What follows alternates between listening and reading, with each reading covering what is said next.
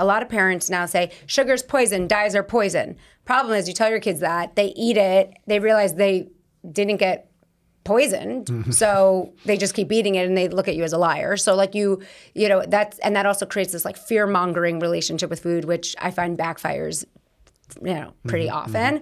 And then you don't want to be the type of mom who's like, I don't care, I let my kid have as much candy as they want, they'll be fine, I did it too, yada yada. So it's really somewhere in between. So I really like to educate and empower my children, and I am so proud of them every day because I like see that it's working, and like the little bits really add up. And that's the beauty of the Raising Balanced Eaters program and the testimonials I love to hear every day, because it does. It really empowers them, and they're smarter than you think. Like my kids can read food labels better than most parents.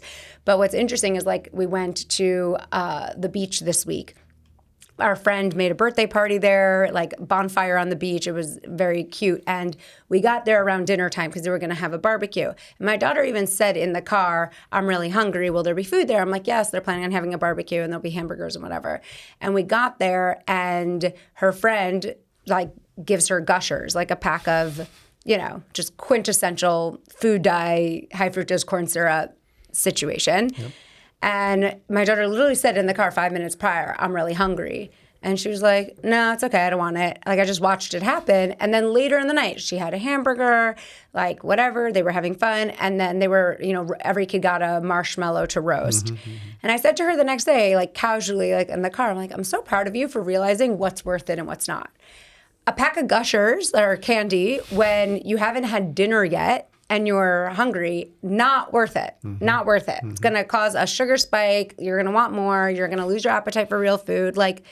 But, having a good dinner, having a good time, being patient, and then having, a smart toasted marshmallow at a bonfire, worth it. It's an experience. It's, So those are the type of things I like to, if I see healthy habits, I like to show my kids, just kind of like reinforce smart, I hear two themes here in this program. I hear first education, and then a very close second, autonomy. So you're educating and then you're giving them the choice, and they're making these healthy choices because they have the educational foundation. And it's non-restrictive.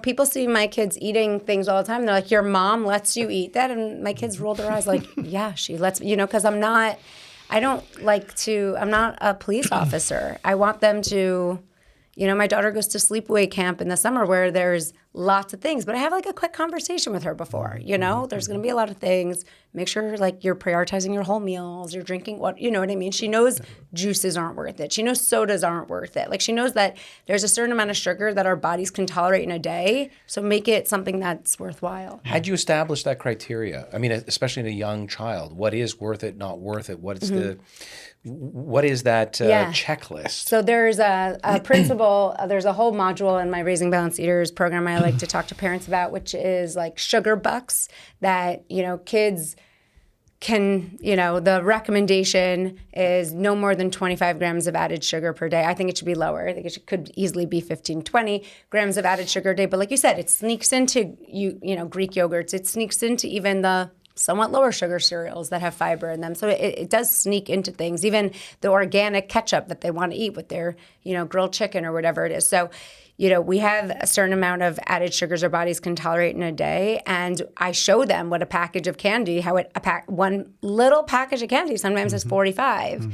So let's not touch it. So my kids, again, they know how to read a label. They know how much sugar their body can tolerate, and they get actually really proud of themselves when they come home and they say, "Mom, you wouldn't believe how much candy was at this birthday party, but I didn't have that. I just had a small piece of cake." And it wasn't me who said, "You're going to a party, you can't have it," But I kind of phrase it in a way where they just get excited, and I high five them, and I tell them, "I know it's not easy." I kind of find a point of relatability. I know it's not easy because all your friends are eating that stuff, but you're making such smart choices. I'm so proud of you. No, I think the power of example is huge as well. So you're actually leading by example. Yeah? Right. Yeah. At what age do you show them how to read a food label? If your kids can read anything, they can read a food label. So my kids can read a food label at already 6 years old. They see protein. My kids know to look for P-R-O. And fiber, which is kind of hard because it starts with dietary fiber. So sometimes they get confused. I'm like, what's the fiber? But they know that if it's a snack, it should have protein or fiber, ideally both. So, we were at an event recently and my daughter was looking at, a lot of her friends were eating bags of potato chips. And apparently there was also popcorn there. And my daughter found me and she was like, Mom, there were chips and popcorn, but I had the popcorn because I saw it had fiber. I'm like, cool. Nice. So again, it's like, it's not restrictive. I don't go into the party saying you can't eat chips. That's never the language. It's always, how do we empower kids to want to find the fiber and the protein? And they see it, they feel it, It's one of my kids is best friends with a very picky eater. I mean, this kid literally eats 1 or 2 foods. And every time after a play date, my son is like in the worst mood because this kid doesn't eat anything.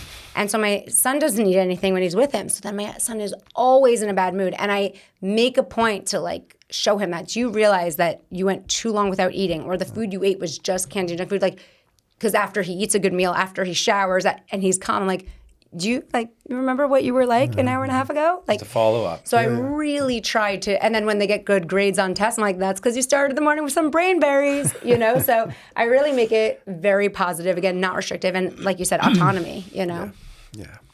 It's all part of the mindful eating concept. Most people think you're, I don't know, cross-legged and meditating like a Buddhist monk while you're eating. That's not mindful eating. Mindful eating is, what did you feel like before? What was the proper choice? And then, of course, what did you feel like after? My daughter was notorious when she was younger to not drink enough. And I was always on her, drink more water.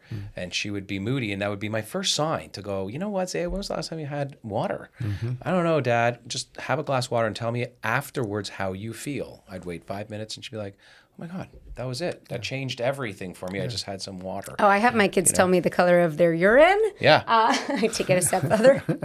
And They're poop. like, Mom, it was so clear. I'm like, good job. There you go. Yeah. So. What is the color we should be looking for in children? Not too dark, not too dilute, right? Yeah, no, so something like a nice pale yellow to close to clear. Like, they should be well hydrated and yeah.